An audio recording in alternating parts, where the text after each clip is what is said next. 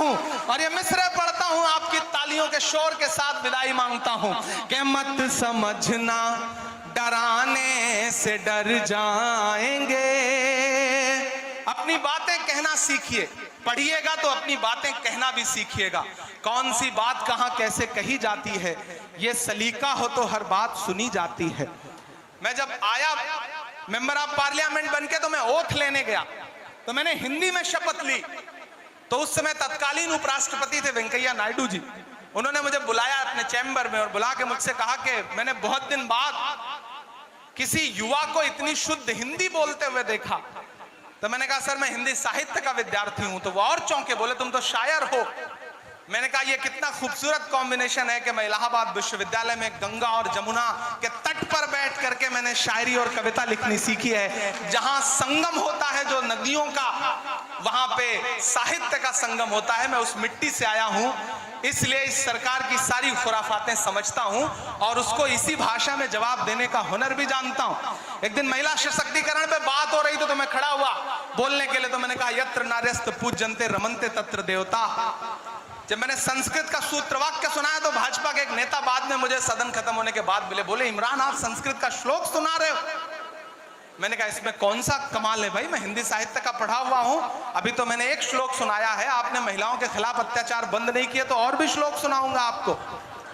तो आपको शिक्षित इसलिए भी होना है कि दुनिया को समझने के लिए पढ़ोगे नहीं तो कैसे आगे बढ़ोगे। इसलिए मेरी गुजारिश है भाइयों और खास तौर से युवा साथियों कि अपनी मंजिलें तय करो, पढ़ो और डरना बंद करो और हुकूमतों से ये कहो कि मत समझना डराने से डर जाएंगे,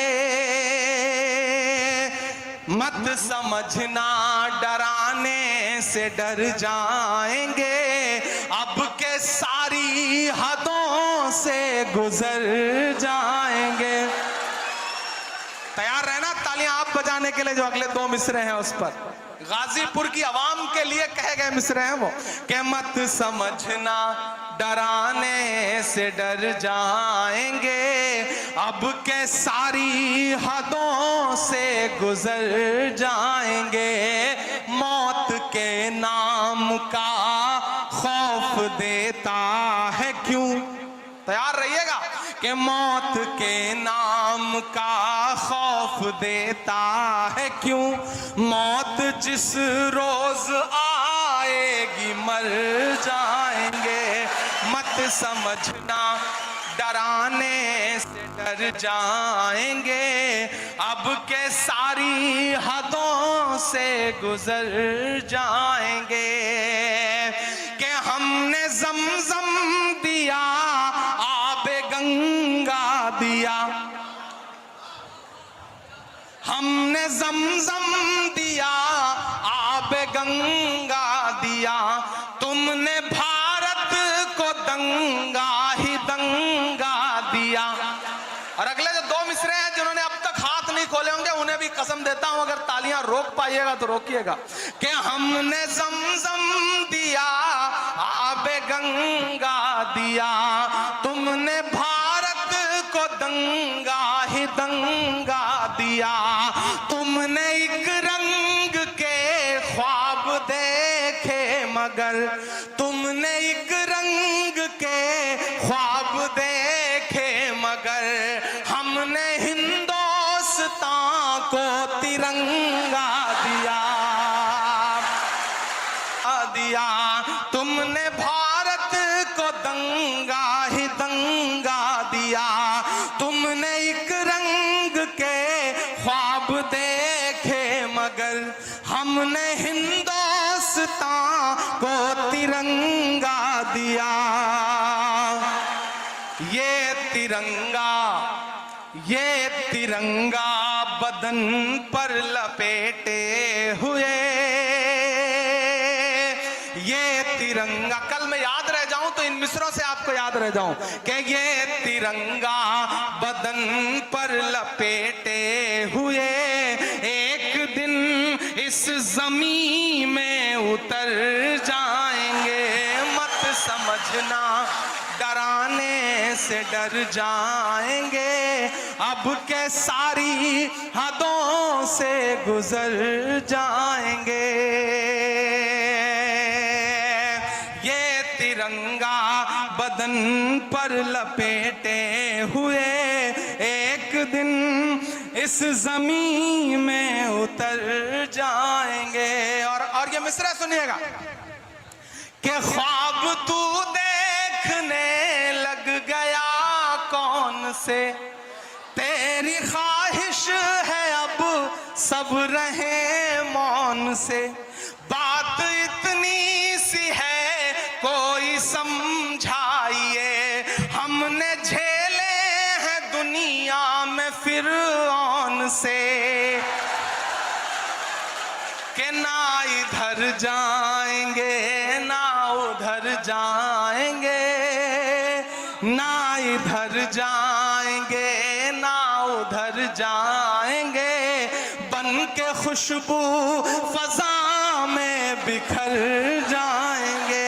मत समझना डराने से डर जाएंगे, अब के सारी हदों से गुजर जाएंगे। और आखिरी बंद पढ़ता हूं इस नज्म का कि आंख मूंदे कहां तक गुजरता चलूं, ये तो मुमकिन नहीं है कि डरता चलूं।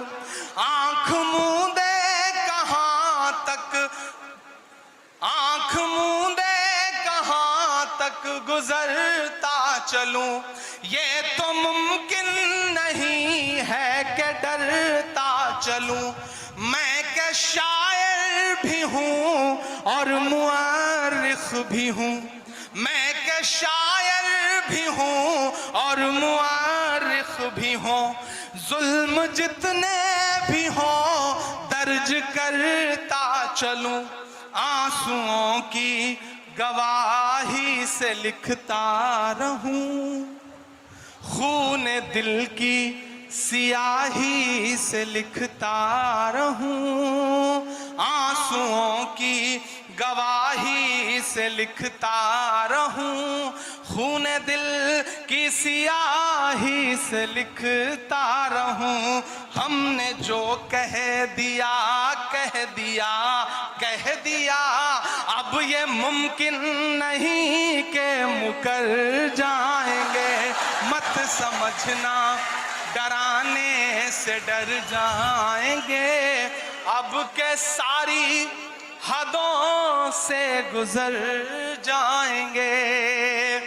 वारिस हसन साहब, खालिद अमीर साहब और पूरी इंतजामिया कमेटी और खास तौर से इस कॉलेज के जो टीचर्स हैं, मैं सबका नाम नहीं जानता लेकिन मैं उनको खुसूसी तौर पर मुबारकबाद देता हूं। मैं जानता हूं कि एक इवेंट करना कितना मुश्किल काम होता है और इस तरह से जिसमें सियासत के भी रंग हो, अदब के भी रंग हो और कल्चरल प्रोग्राम भी हो, उसे संजोना बहुत मुश्किल काम होता है।